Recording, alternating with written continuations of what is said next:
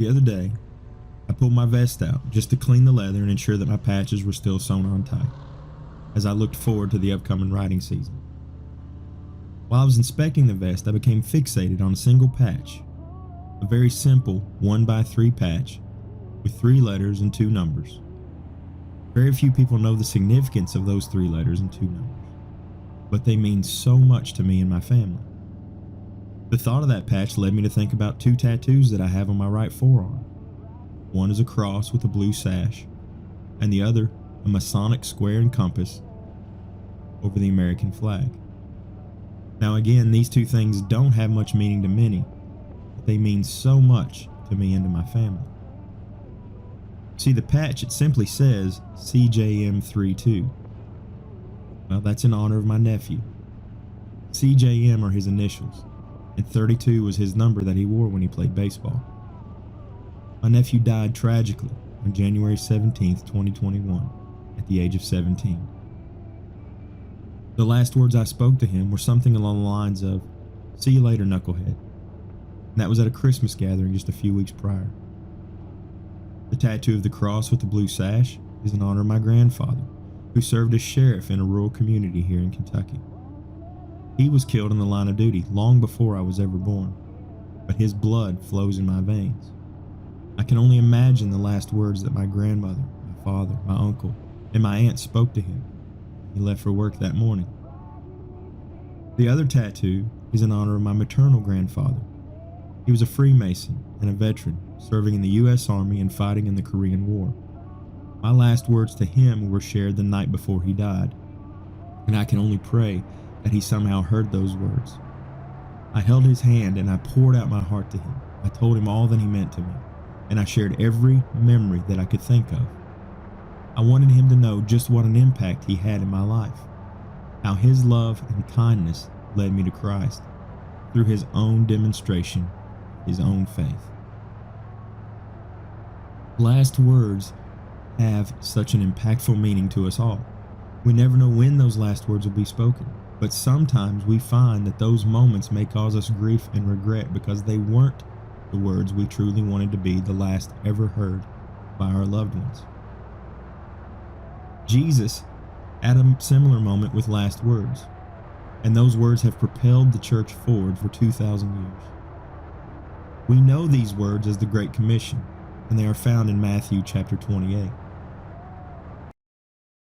Now the 11 disciples went to Galilee, to the mountain to which Jesus had directed them. And when they saw him, they worshipped him, but some doubted.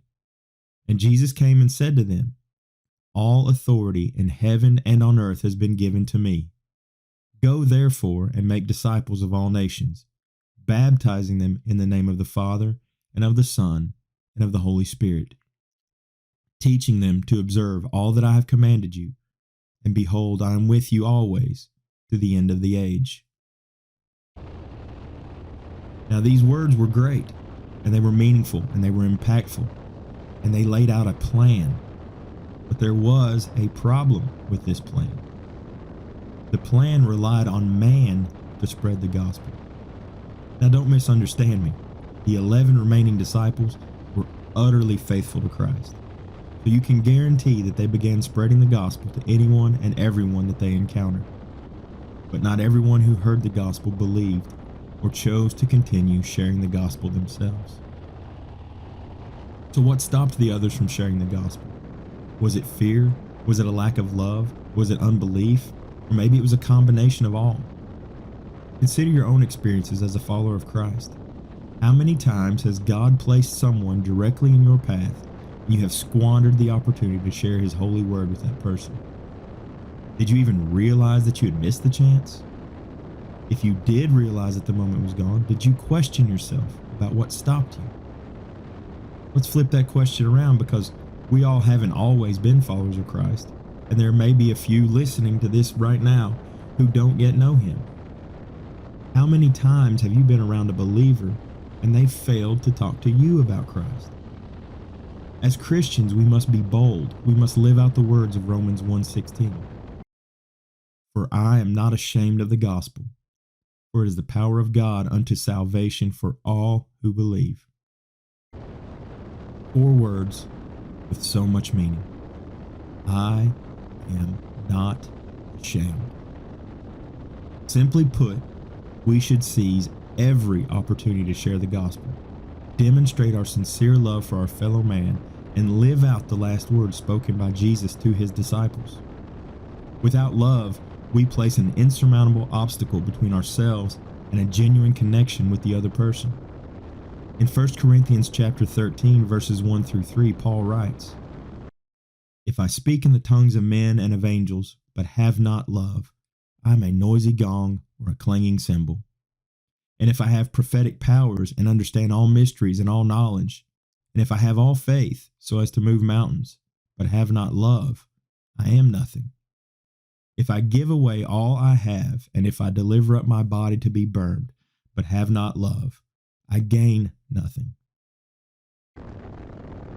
We can be the most intentional and consistent evangelist in the world, but if we do not have love, then Paul says we are just a noisy gong. Our heart is not where it should be.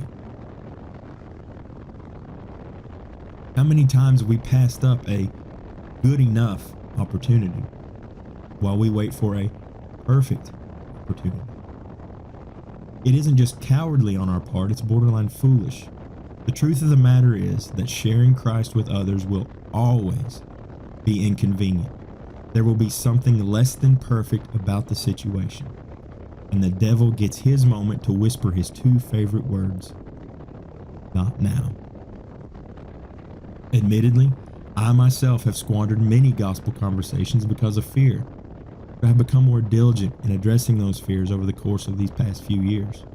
I've stepped out of my comfort zone, and I have found myself sharing the gospel with total strangers, and every single time it gets easier and more exciting.